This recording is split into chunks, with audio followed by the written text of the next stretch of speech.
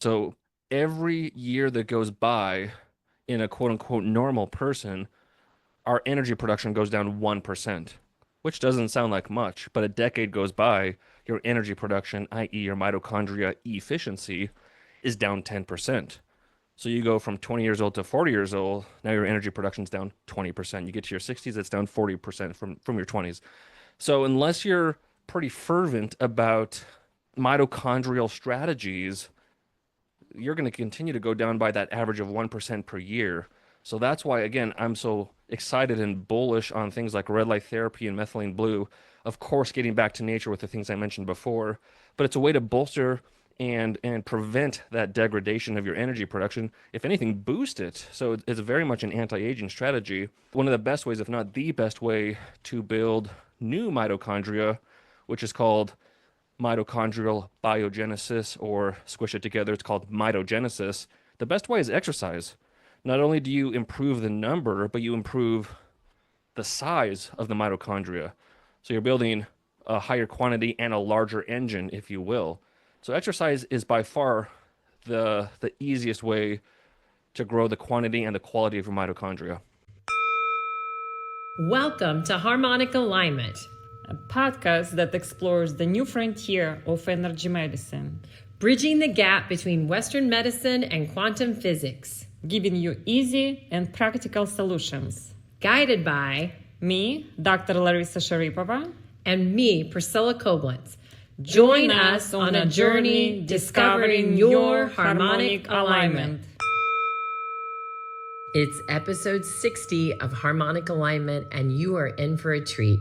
Dr. Larisa connects with someone who has so much powerful information on mitochondrial health, Dr. Mike Belkowski. Mike is a CEO and founder of BioLight. This is such an incredible conversation. This is really going to give you the ins and outs of understanding why your mitochondria is so important and how you can optimize it with red light and methylene blue. I mean, that's another important conversation. Methylene blue and hydrogen water, all things that can help you bring and optimize your mitochondrial health. You're going to love this conversation. Be sure to check out Dr. Mike's work at biolight.shop and enjoy this episode. Share it with your friends and family. We could all use improved mitochondrial health. Welcome to Harmonic Alignment Podcast. I'm excited today to talk to Dr. Mike Belkowski, a physical therapist, health optimization expert, and a founder of BioLight, a leading wellness company specializing in red light therapy and mitochondrial health. Welcome to the show, Mike. Thank you for having me, Dr. Larisa. This is exciting. We have an interesting topic today. We're going to talk about mitochondria and all that related to that. What inspired you to launch BioLight, and how has your background as a physical therapist influenced your mission and creating a product? Those are great questions, especially the second one. I've never been asked that. What inspired me to found and start BioLight? So this is two-part. The first part, which is short and somewhat funny, is that in late 2018, my wife, at that time my fiance, she just got accepted into the physical therapy school herself here at the University of Montana. And I knew, having gone through the school 2013 through 2016 at the University of Montana, how rigorous, and anyone who's gone through medical school, how rigorous and intense it is. So I knew she was going to be busy for 3 years getting her doctorate in physical therapy. I knew I had to kill some time for 3 years. And so I literally started BioLight as a hobby to kill some time, quite honestly. So it's kind of tongue-in-cheek, but it's also serious. The other part of the story is, I guess, the story of how I even got into red light therapy and what fascinated me. So, like I said, I graduated from physical therapy school in 2016, doctorate in physical therapy, and all I wanted to do really was help people. Like that's kind of my personality or what have you, is I like to help people, and from a health perspective. I grew up playing a lot of different sports. I was very athletic, but with my stature and my body size, professional athleticism was not my future. So I wanted to help people fitness-wise, physically-wise, but I wanted to be very cerebral about it. So physical therapy kind of fit that mold where it takes a lot of intelligence and deduction to learn what's going on in another person's body to figure out their pain points and literally get rid of their pain. So I thought that was really cool. So that's what attracted me to physical therapy. But at the heart of it was helping people, of course. So again, graduated 2016, zero intentions of starting any companies or businesses. I actually wanted to go to either Switzerland or Australia and work for a handful of years there, and then bring those experiences back to the United States and continue to work as a physical therapist. So I took a local outpatient job in Missoula, Montana, and within a couple of months, I became very disgruntled with the quote-unquote system, specifically insurances. And this is not just physical therapy, it's kind of across the whole medical field, how insurances dictate how you treat. So for me personally as a physical therapist, I'm treating patients and I know I can get them better using treatments A, B, and C, but I'm being told to do treatments X, Y, and Z because those are going to get reimbursed more. The ethical issue is further compounded in that it's going to take longer for them to get better, which means they're going to be coming to the clinic more, which was like another motivation from the clinic manager. It's like, let's keep these people coming as long as possible while getting reimbursed the most. So there's a lot of moral, ethical things that didn't sit right with me. So I quit my job a couple of months out of PT school, which was pretty crazy, to start my own cash-based physical therapy practice, just a solo practice. But by being cash-based, I could treat patients how I wanted to under my scope of practice in the state of Montana. So starting this cash-based practice in early 2017 led me to all of these innovative alternative treatment techniques, because Missoula, Montana is one of the more saturated, if not the most saturated city with PT clinics. So me starting my own business, I knew I had to set myself apart. So I quickly became certified and kind of a leading expert over the years in dry needling.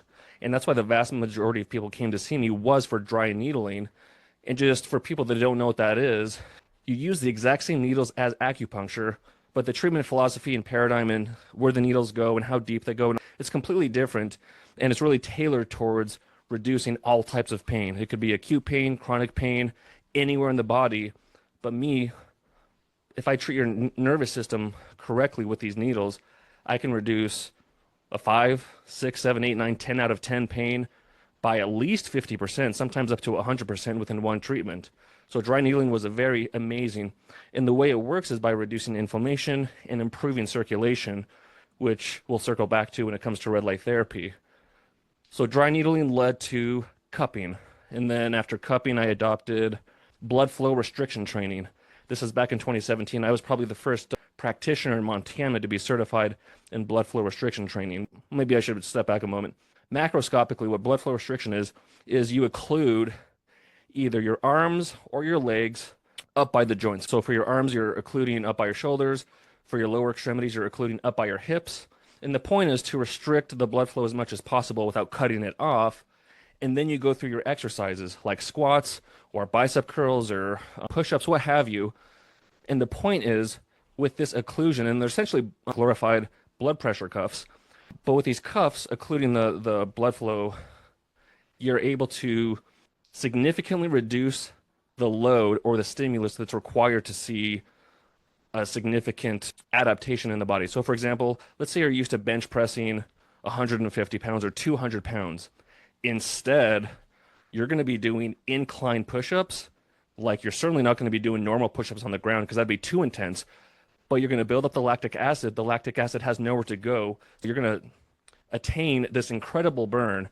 Your brain perceives that burn, and it's going to release the requisite amount of HGH or growth hormone.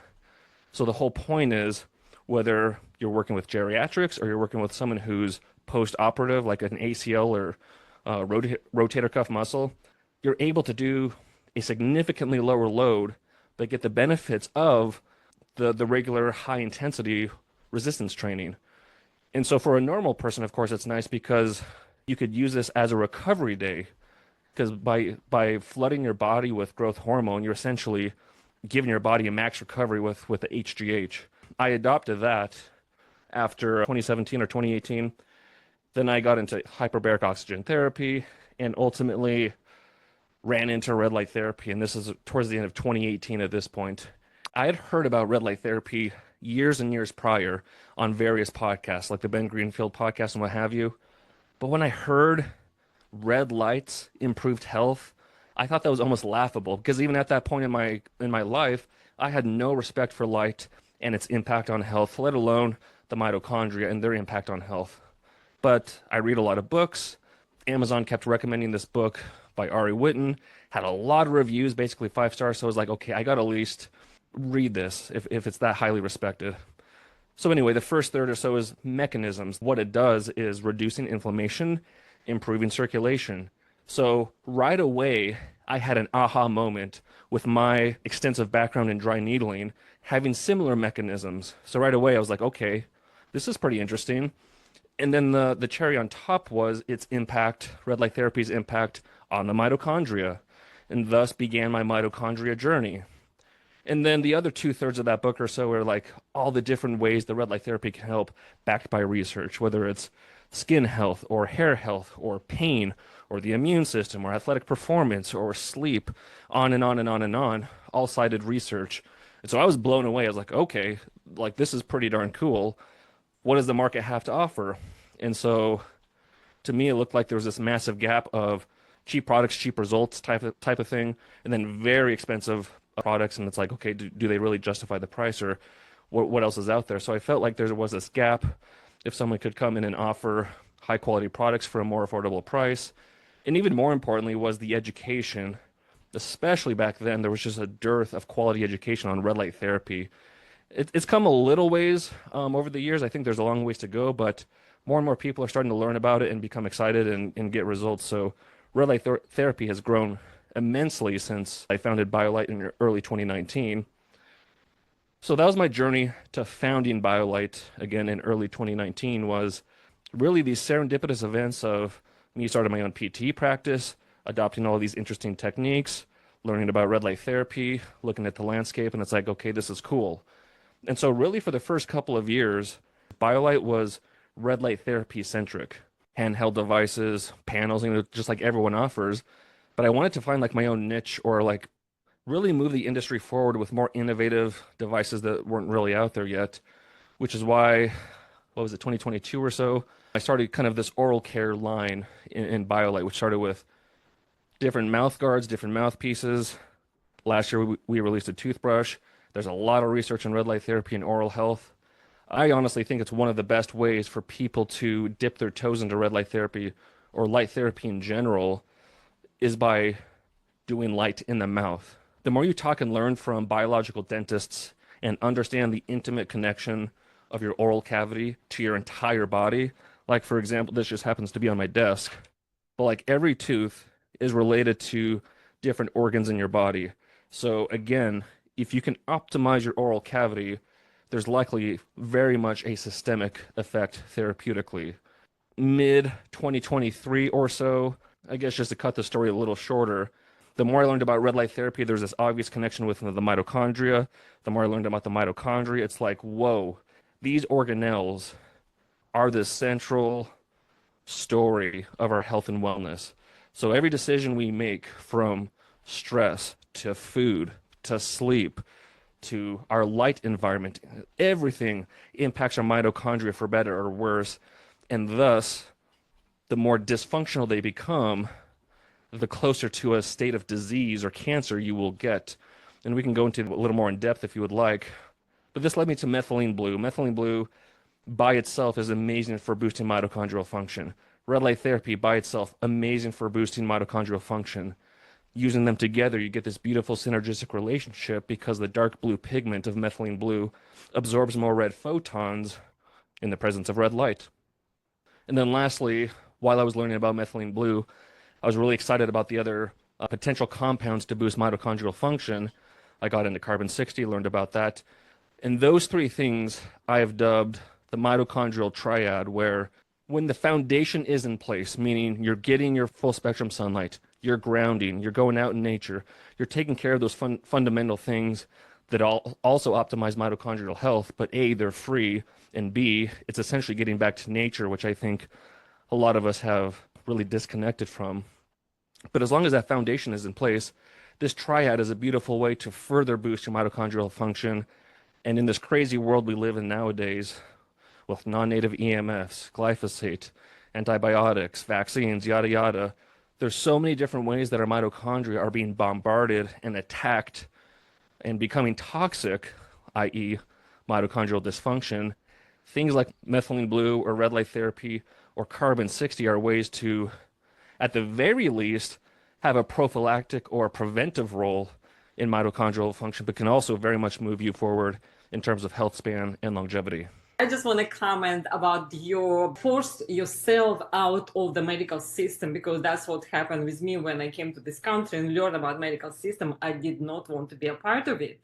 Many people live in the system and become a cash practice and out of pocket and functional medicine and all other different things, because we cannot change the system, and it's not benefits for patients, it's not benefits for professionals. Mostly it's just for medical insurances and pharmaceuticals, right, when they push in the drugs and surgeries. And also, yeah, I'm resonating very much with that. Let's talk a little bit more about mitochondria. Some people who don't know if they're struggling with dysfunctional mitochondria, so what can be like symptoms, what they feel, and if there is a certain condition, so chronic diseases show up later on with dysfunctional mitochondria. So talk a little bit about that. Sure. So, like right off the bat, typical symptoms would be decreased energy, lethargy, inability to heal at a normal rate. So the immune system is just not activating how it should. Because at the heart of it, mitochondria are in every single cell in our body outside of red blood cells. So they are everywhere. And the more energy intensive a tissue or organ is, the more mitochondrially dense that cell or that tissue or organ is going to be. So, for example, the brain, by far the most mitochondrially dense tissue or organ in our body because it requires the most energy. So, with that being said, signs and symptoms can show up anywhere depending on where you have the most mitochondrial dysfunction. Because, again, if we step back just macroscopically, mitochondria make up cells, or like they're inside of cells. Cells make up tissues. Tissues make up organs. Organs make up systems like the nervous system.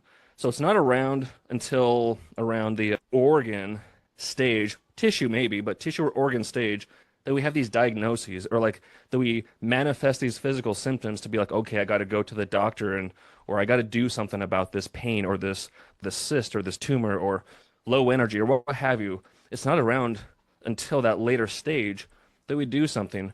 All the while, the root cause is that dysfunctional mitochondria. And again, there can be hundreds or thousands or hundreds of thousands, or in the nerve cells or the brain cells, millions of mitochondria per cell. So we're not talking like one or two or three mitochondria are dysfunctional when your health goes down. Like there has to be a pretty large preponderance in a given cell, and then enough dysfunctional cells in a given tissue, and then enough dysfunctional tissues in a given organ before these physical or physiological manifestations show themselves. So that's why I'm so passionate about educating on the importance of optimizing mitochondrial function, because if you're already dealing with something, there's a decent chance, unless it's really progressed or really chronic, that you can certainly prevent the progression of, but sometimes even reverse whatever disease or illness you're dealing with. But if you're someone like me who's been passionate about health and wellness for a long time, and you're in your 40s or 30s or 20s or even teens, and you're hearing this information, the best time to start optimizing your mitochondrial function is now, because you're going to compound the benefits of doing it as early as possible. It's never too late, but the earlier, the better for sure. Upwards of 80% of modern diseases are directly tied to mitochondrial dysfunction. Neurodegenerative diseases, cardiovascular diseases, metabolic diseases, virtually everything, unless it's directly tied to genetics, to nuclear DNA. And there's a handful of others, but again, the vast majority, all the names that people have heard of, Alzheimer's disease and oral health, we've already touched on that. A lot of oral diseases tied to mitochondrial dysfunction because, and this ties back to the mitochondria.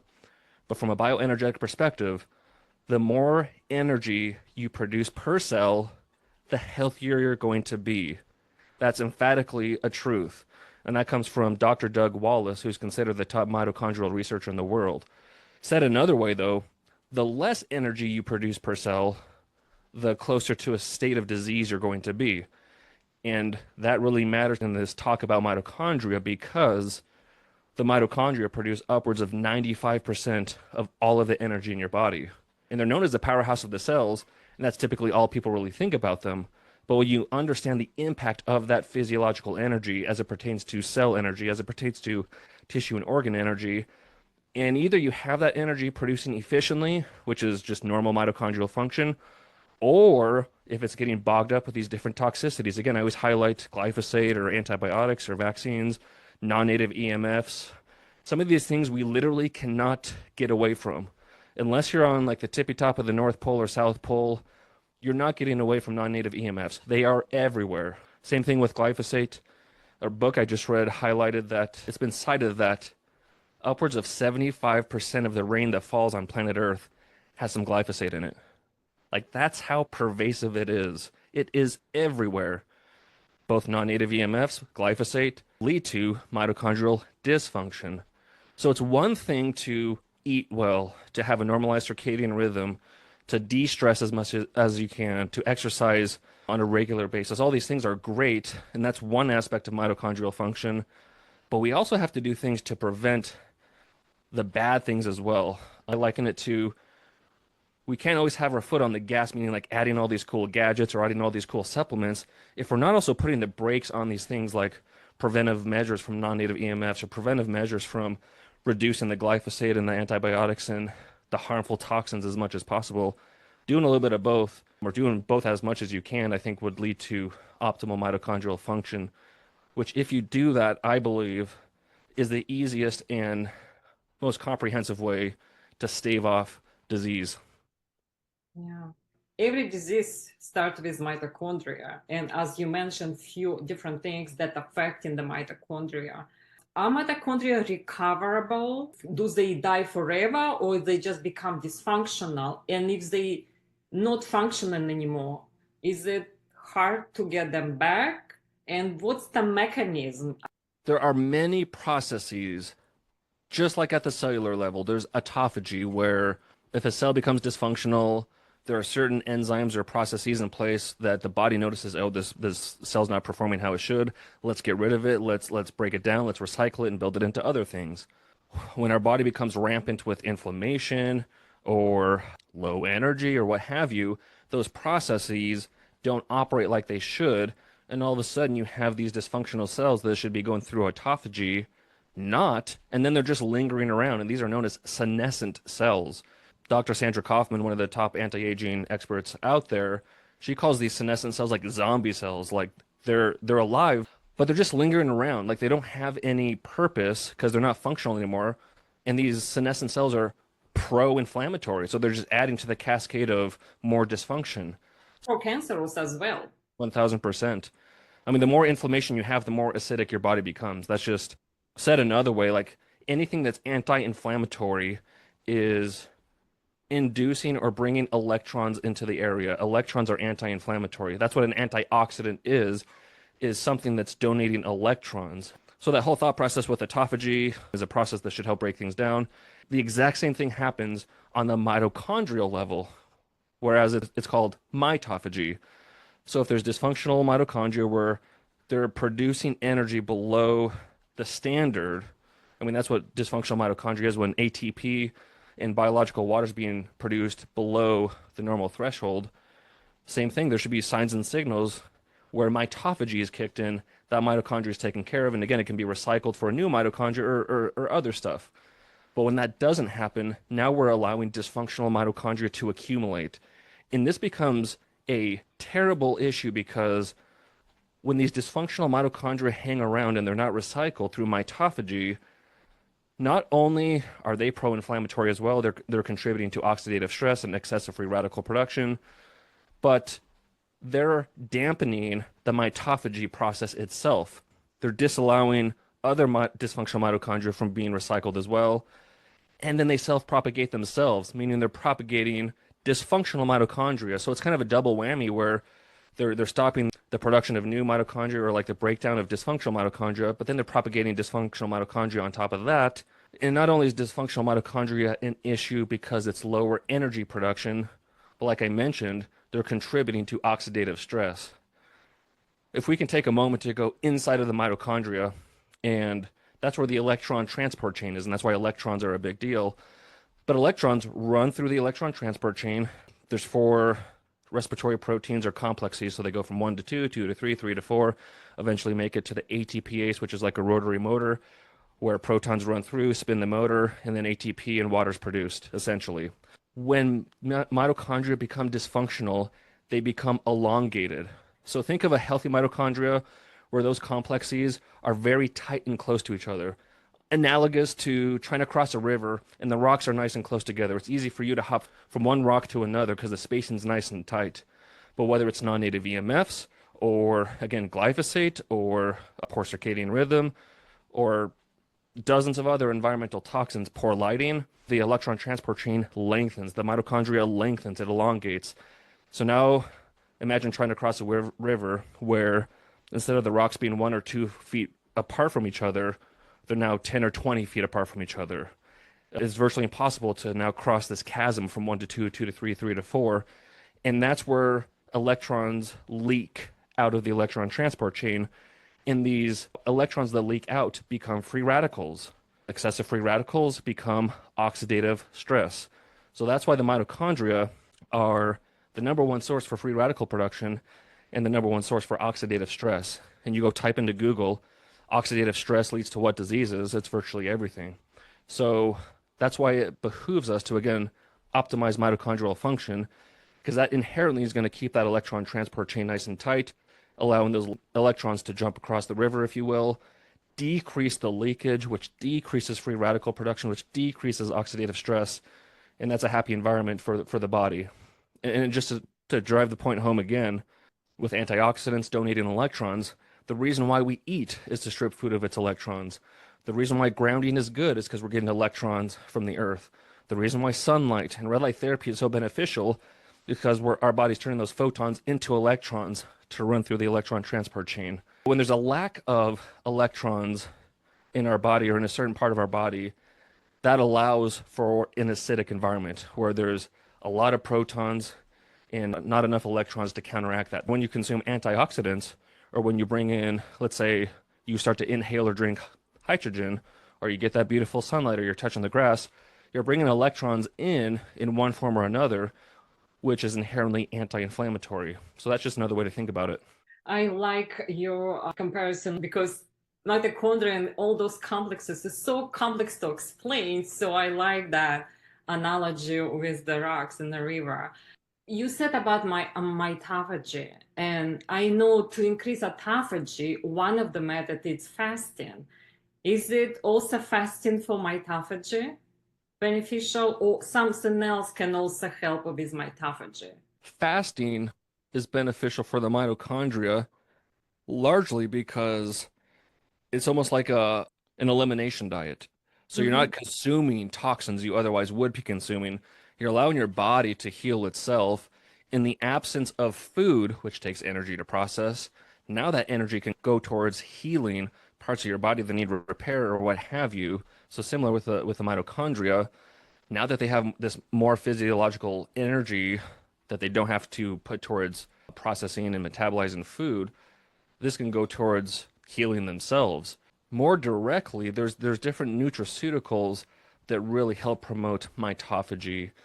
One of the most popular ones that's relatively new is urolithin A, which is derived from pomegranate, different seeds, if you will, that you consume, and then your gut turns in the nutrients from the foods into urolithin A in your gut. And urolithin A is becoming more and more popular in the research for promoting mitophagy. It's like by far the best way to improve mitophagy from a nutrient standpoint. Oh, that's great. I knew about the product, but I didn't know what part of the mechanism for mitochondria is beneficial. So mitophagy, it's good to know. One of your previous questions, as we age, do we lose energy? So let's address that. I mean, to your point, so every year that goes by in a quote unquote normal person, our energy production goes down 1%, which doesn't sound like much, but a decade goes by, your energy production, i.e. your mitochondria efficiency, is down 10%.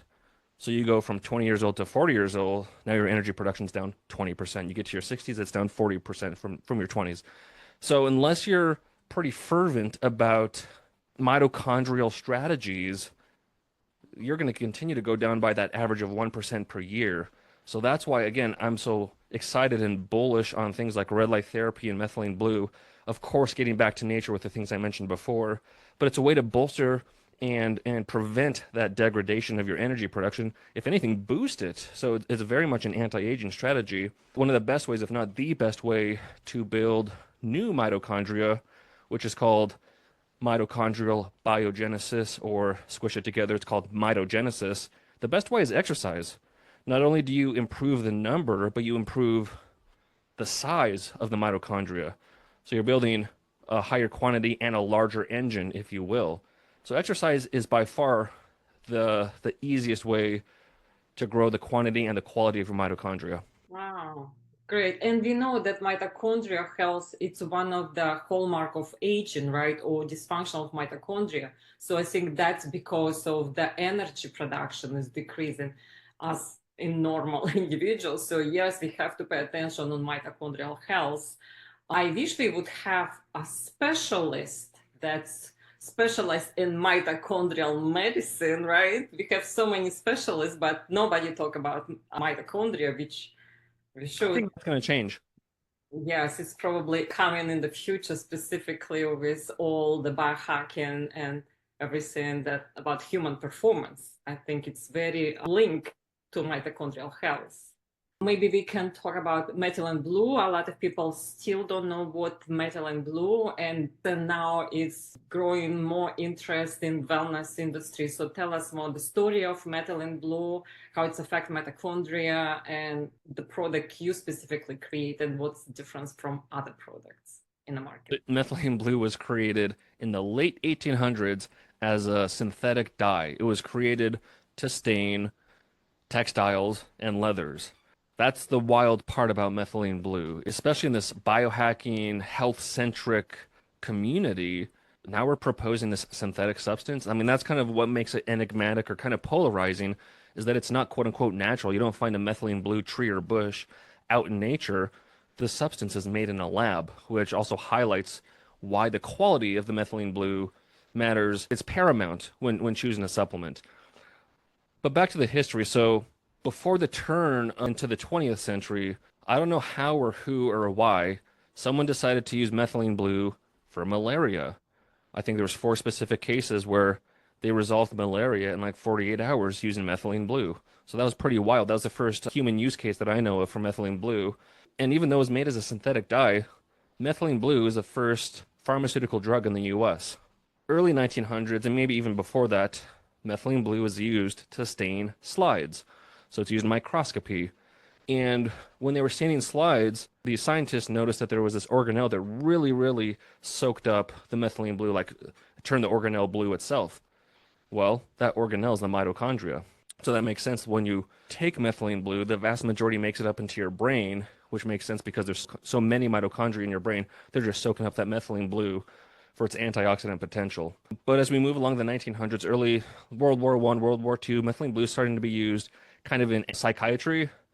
But an interesting part of that is psychiatrists were putting methylene blue into the prescription drugs that they were giving their patients, not for the benefits of methylene blue, because I don't think it was really well understood at that point, but it was because, as you in the audience know, if you take methylene blue, your urine turns blue or greenish. So these psychiatrists were putting methylene blue in the prescription drugs to check the urine of their patients to make sure they were taking the drugs. That's why they were using it. But I think part of the consequence of that paradigm was that they probably noticed some benefits in their patients because of the benefits of methylene blue. I mean, it was kind of an interesting byproduct of them wanting to check their patients' urine to make sure they're taking their prescription drugs. But anyway, as we get later into the 1900s, now we're studying methylene blue for neurodegeneration, Alzheimer's, Parkinson's. Again, it makes sense because of how mitochondrially dense our brains are. that they should respond well to treatments that enhance mitochondrial function. And again, methylene blue is easily one of the top ways to do that. As we get closer to 2000, now we're starting to see more research for methylene blue specific to how it's impacting the mitochondria. And kind of since 2000, like 2025-ish, now methylene blue is being studied for its anti-aging capabilities. So it's gone over the 150 years or so from the synthetic dye to being used in microscopy to psychiatry to neurodegeneration to, oh, it's good for the mitochondria. Oh, now it's an anti-aging strategy. But also, and this people should know this, methylene blue is also used in like treating wastewater or like keeping water clean. Methylene blue is used for batteries, like a car battery or a AA battery, using methylene blue. Methylene blue is used in aquarium cleaners, i.e. also sewage water. And then you have the pharmaceutical grade. So there's many different tiers of quality of methylene blue depending on its use case, which is why if you're someone who's looking to use it for its potential anti-aging mitochondrial boosting properties, you gotta find one that's legitimately pharmaceutical grade. And similar to what happened with red light therapy years and years ago, red light therapy became a trend.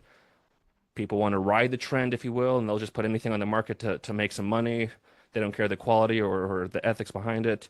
And that's starting to happen with methylene blue, where these different supplements or these different companies are popping up, and no one's really validating the quality of methylene blue they're using. And as an example, even, I was going back and forth with a customer because they heard about methylene blue, they got excited, so the first thing they did, like a lot of us do, we go to Amazon.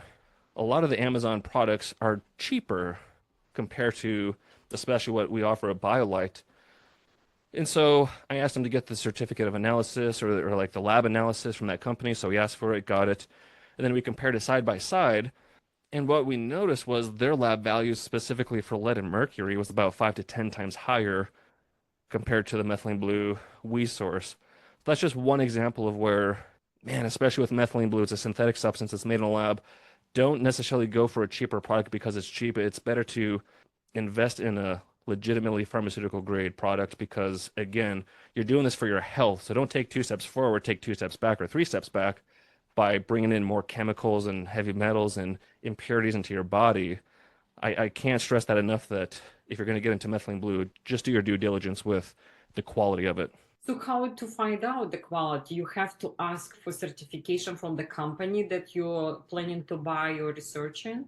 So, for example, with all of our red light therapy products, our third-party testing results are on the product page. Like I try to make it as easy and as transparent for anyone to access and see.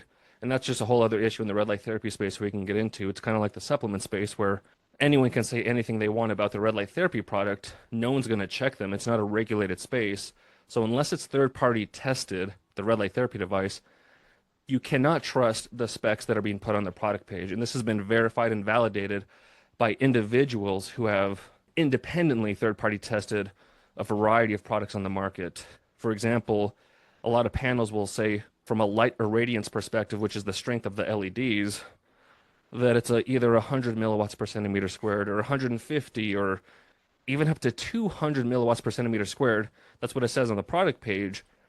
But when you actually test it, or people that have verified the actual light irradiance, they're actually in the 80s or 70s or 60s, which means as a customer, A, you're not getting what you paid for, that's just an integrity ethics issue. But then B, if you're trying to build a protocol based on the light irradiance they're giving you, and it's actually 70, 80, 100, 150% less than what they're saying on the product page, now your protocol is completely botched because you're building it on faulty information. So that's a whole issue in the red light therapy space I've been talking about for years at this point. Similar to that, in the supplement space, especially with methylene blue, no one is verifying the quality of the methylene blue. Like it should be posted on the product page, the lab analytics and the quality of the methylene blue. I think part of it is people maybe just don't think to do that, or B, if they did that, it would verify the low quality of the methylene blue. So I think there's a couple of things going on there. So just like with our red light therapy devices, we post the lab analytics of our either methylene blue or leucomethylene blue products. And if you're true to your product, if it's the best quality, so you show that on your website page and with the product. And if you have something to hide, then you don't advertise that, of course. Yeah. And sometimes it's hard even to get certification and from the companies. So it's a good work that you do and providing the best quality product. Tell us what's the protocol to use and why would you pair red light therapy with methylene blue? It's actually called photodynamic therapy whenever you combine light with a substance that absorbs light or has an effect with light. And so it can be any color of light and it can be any substance that interacts with that said light. So again, in this instance, we're talking about red light interacting with methylene blue. It's called photodynamic therapy. And so one of the best anecdotes I can give is from one of the guests on my podcast. His name is Dr. Yoshi Ram. He's an osteopath physician, I believe, over on the West Coast. And he's been doing IV methylene blue with his patients for years. So he has a lot of clinical experience. And one of the kind of a way he presented the photodynamic capability between red light and methylene blue was he has a lot of UTI patients. So what he'll do is he'll do that IV methylene blue, and then like almost right away, he'll be doing red light therapy over the bladder. Just like that, the UTI disappears. I mean, outside of being one of the more powerful antioxidants out there, methylene blue is also very antimicrobial. It's very antiviral. But again, when red light is in the picture, it just heightens the ability of methylene blue. So from like a biohacking standpoint, when the methylene blue is in your system, that dark blue pigment, again, it's capturing more of those red photons at a given time compared to if methylene blue was not in your body. So in a sense, same thing with the sun, actually. So if you have methylene blue in your body and you go outside and get some sun, there's always going to be at least some red light in the sun. The best times to do it are early in the morning or when the sun is setting. That's when there's the highest preponderance of red light in the sun. But regardless, as long as there's red in the sun when you're outside, which there is, you're probably absorbing more of that when there's methylene blue in your body. Question about the sun and methylene blue. So person become photosensitive, it's gonna get sunburn because of that, like some medication make skin sensitive to the sunlight. So specific to the skin, like we put leucomethylene blue in our skin cream, because there's research showing if you have methylene blue topically, it prevents the damage of excessive UV radiation. So it actually allows you to be outside for a longer period of time without getting that erythema response, which of course precedes a sunburn. That's also why we include astaxanthin in that skin cream for the exact same reason. It allows you to be outside longer before you get that erythema response. So as far as consuming it and then going out in the sun, I don't know of any information or anecdotes of it leading to like a sunburn quicker or anything of that nature. So the protocol, if you will, the peak plasma concentration of methylene blue, and this comes from one piece of research, so it's not gospel, but it's a good barometer. The peak plasma concentration of methylene blue is about 90 minutes post-ingestion. So I always tell people, in a perfect world, take your methylene blue, then do your red light therapy 1 to 2 hours later. So you kind of have that golden hour, if you will. If you have to do it 15 or 30 minutes later, that's perfectly fine. Because again, that's not like concrete that has to be 90 minutes. There's probably some give or take on either side. You'll still get the benefits because once you consume that methylene blue, it's going to go into your stomach, it's going to go into your liver, and it's going to be systemic. Again, there's about 100x concentration in your brain or in your central nervous system compared to the rest of your body. And I need to mention this because I didn't yet. When you consume methylene blue, and this is where it gets a little more enigmatic or polarizing, when you consume methylene blue, it has this innate ability to go in your body wherever there's the most metabolic dysfunction, which is going to be precancerous and cancerous cells. So it's going to go wherever it needs to first, but then again, the vast majority makes it up into your brain, which is very similar to molecular hydrogen, where if you breathe it in or you're drinking it, it's going to go into your body where it needs to the most. And then again, a lot of it makes it up into the brain because it can cross the blood-brain barrier. But back to the protocol. Consume your methylene blue. The typical dosage is 10 milligrams, whether that's liquid or capsule, 10 milligrams.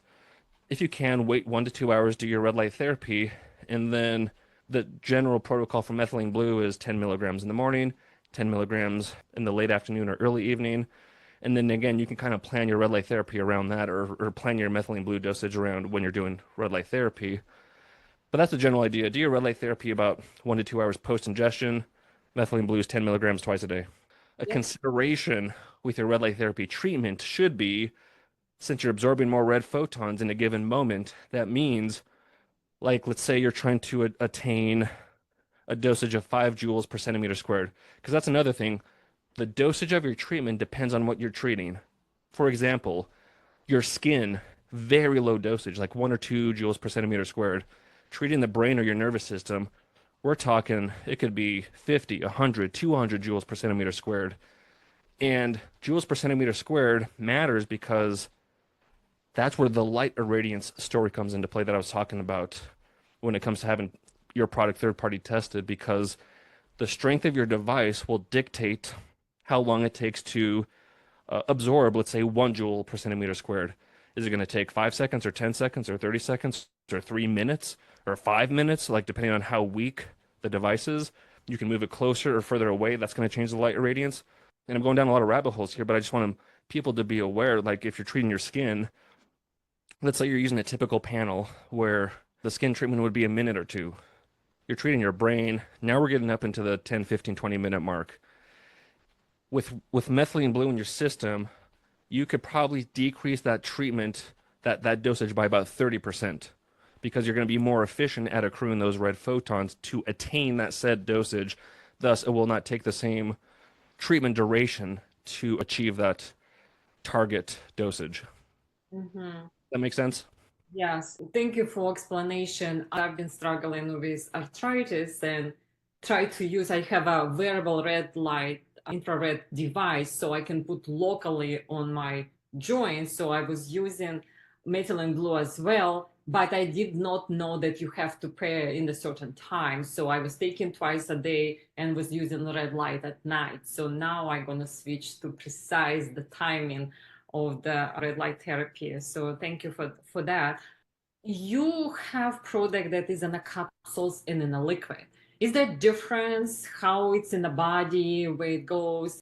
Yeah, so I haven't seen any research to say like liquid is superior to capsules or like powder or vice versa. And when I've talked to other people about this who are pretty savvy with methylene blue and other supplement stuff, it's like if the liquid methylene blue hits your stomach acid, or if the capsule hits your stomach acid, and then the powder comes out of the capsule and like it's being mixed in with you, then it's going to be going to your liver, it's going to be processed, and then it's in your system. So once it gets to your stomach, it kind of all becomes the same thing, more or less.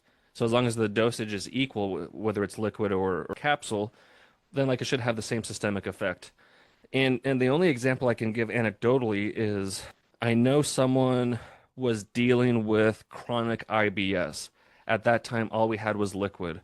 They started with the BioBlue Leuco liquid. Leuco stands for leucomethylene blue. They were dealing with like a decade straight of chronic IBS, like every day, every morning. But once they started the BioBlue Leuco, their IBS basically disappeared. Once we came out with the capsules, months and months later at that time, he switched over to the capsules and attained the same benefit. And this guy actually had a sister dealing with the exact same thing. So she started on the liquid as well, the Leuco liquid. Her IBS disappeared. She couldn't keep paying for the product, so she kind of had to stop for a while, which her brother didn't like that she had to deal with that. So then he bought her some of the Leuco capsules. When she started the capsules, her IBS disappeared. So again, it's not proof, but just anecdotally, it kind of demonstrates that benefits can be had with the liquid or the capsules. And so why would a person choose the liquid or the capsules? Well, since methylene blue is a stain or a synthetic dye, it stains everything it touches. So even if you mix it in water and you chug it down, like your teeth and your tongue are going to have that blue residue for a little while. Methylene blue is a synthetic substance, so it has a synthetic flavor profile. So if those two things, one or the other or both, irritate you, or like that's enough to make you not take it, well, now the capsules are a viable option because there is no flavor, there is no staining. And just for people wondering, there is no way to get rid of the blue urine. That's part of the process.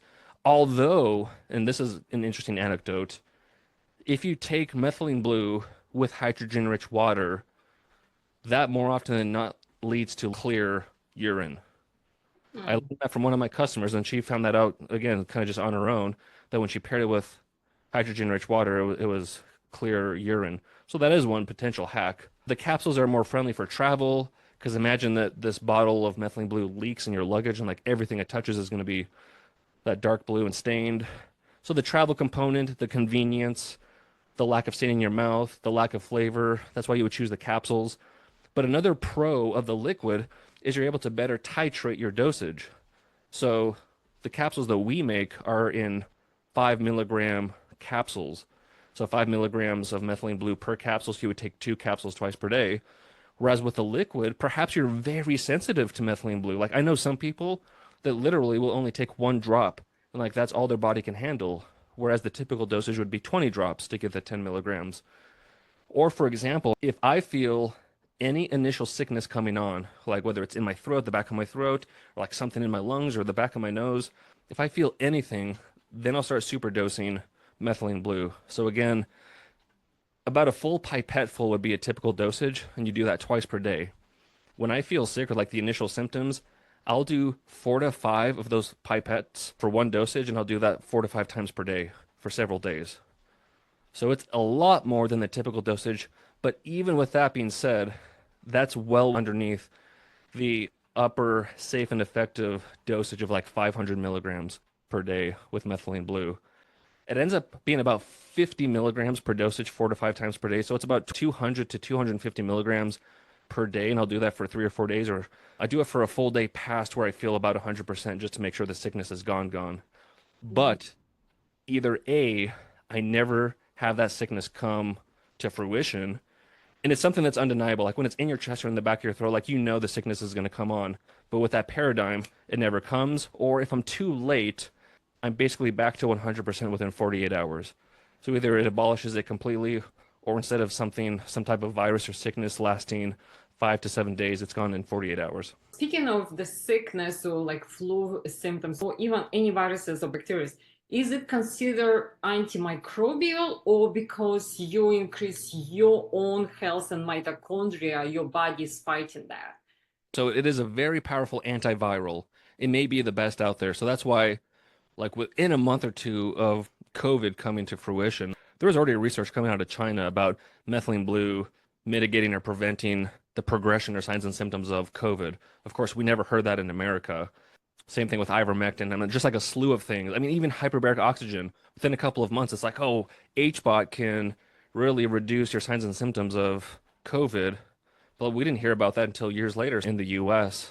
Methylene blue is a powerful, powerful antiviral. To your point, powerful and strong antimicrobial. Of course, we've already talked about it's one of the best, if not the best, along with carbon-60, at being an antioxidant, donating electrons, mitigating oxidative stress, reducing inflammation. So to your point, all of those things taken into combination is providing this milieu, this environment for your mitochondria to now thrive instead of combating the oxidative stress, the inflammation, the excessive free radicals, the virus, what have you. So now you're providing this environment for the mitochondria to thrive, to produce energy, to further combat it and heal your body. So I think it's all of the above. Mm-hmm. How about contraindication? Who should not use methylene blue? So this is always an interesting point in the conversation because it has to be mentioned, the contraindication of SSRIs, which based on what I've learned and read and heard is massively over embellished, meaning it's safer than you think. That's not medical advice. I'm just telling you as a friend what I've learned myself. This swath of a comment of a contraindication that SSRIs should not be taken, or methylene blue should not be taken into combination with SSRIs, stems from 4 or 5 isolated incidences where they were doing parathyroid surgery. Surgeons are dumping in methylene blue into the surgical site, which is typical. It's not atypical to do that. They do that for brain surgeries. They do it for heart surgeries. Methylene blue is used in surgery all the time. There's methylene blue in ambulances all over the place because that's the first line of defense for like cyanide poisoning or hemoglobinemia. It's like methylene blue is more pervasive and ubiquitous than the common person would think or believe. And again, surgery is another one of those things where it's very common to use methylene blue. But these 4 or 5 individuals during the parathyroid surgery where it's methylene blue is being dumped in were on SSRIs and they had fatal events.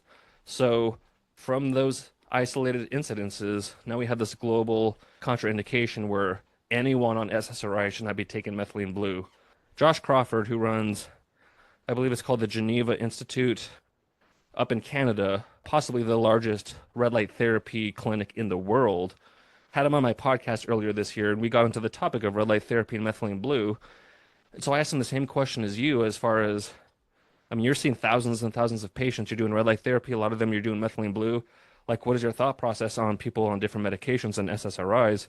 And basically his response was, of the upwards of 10,000 plus patients he's had run through that clinic that he's done methylene blue with, some are on SSRIs, some are on other medications, he's had zero negative side effects or negative consequences. So again, that doesn't mean don't pay attention to the contraindication, but just understand where it's coming from and understand it is safer than we've been led to believe.